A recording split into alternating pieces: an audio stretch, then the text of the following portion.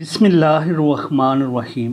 بابا محمد یحییٰ خان کی کتاب کاجل کوٹھا میں وہ حضرت علی رضی اللہ تعالیٰ عنہ سے منسوب ایک پرحکمت روایت نقل کرتے ہوئے لکھتے ہیں کہ یہاں پہ حضرت علی کرم اللہ وجہ کی وہ حکایات یاد آتی ہے۔ ایک لادین شخص حاضر ہوا، کہنے لگا، یا علی ابن ابو طالب، میں اللہ کو واحد لا شریک نہیں مانتا جبکہ آپ رضی اللہ تعالیٰ عنہ مانتے ہیں۔ اب یہ آپ رضی اللہ تعالیٰ عنہ یہ بتائیے کہ مجھے اور آپ رضی اللہ تعالیٰ عنہ میں کیا فرق ہے؟ کھانا پینا پہننا آپ رضی اللہ تعالیٰ عنہ کے ساتھ بھی لگا ہوا ہے اور میرے ساتھ بھی، میں خوش ہوں آپ رضی اللہ تعالیٰ عنہ بھی، پھر مجھے آپ رضی اللہ تعالیٰ عنہ کے اللہ کو ماننے یا کلمہ پڑھنے کی کوئی وجہ دکھائی نہیں دیتی۔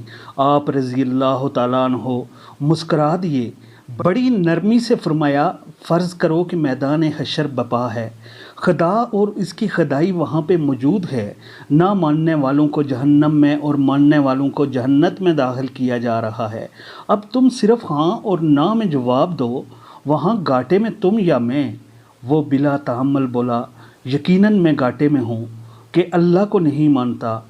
اب آپ رضی اللہ تعالیٰ عنہ پھر فرمانے لگے، اب فرض کرو کہ بقول تمہارے کہ اللہ کا وجود نہیں، تو پھر کیا صورت ہوئی؟ یعنی کوئی نہ تمہیں نقصان اور نہ مجھے کوئی گھاٹا۔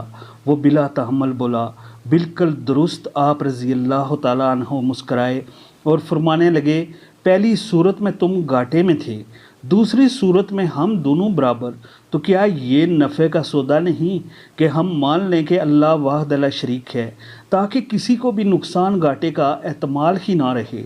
وہ مشرک یہ کھلی دلیل سن کر ایمان لے آیا۔ سبحان اللہ، یہ تھے رب کے شعر اور عظمت کی بلندیوں پر فائز ایک عظیم انسان اور اس امت کے لیے ایک بہترین نمونہ بھی۔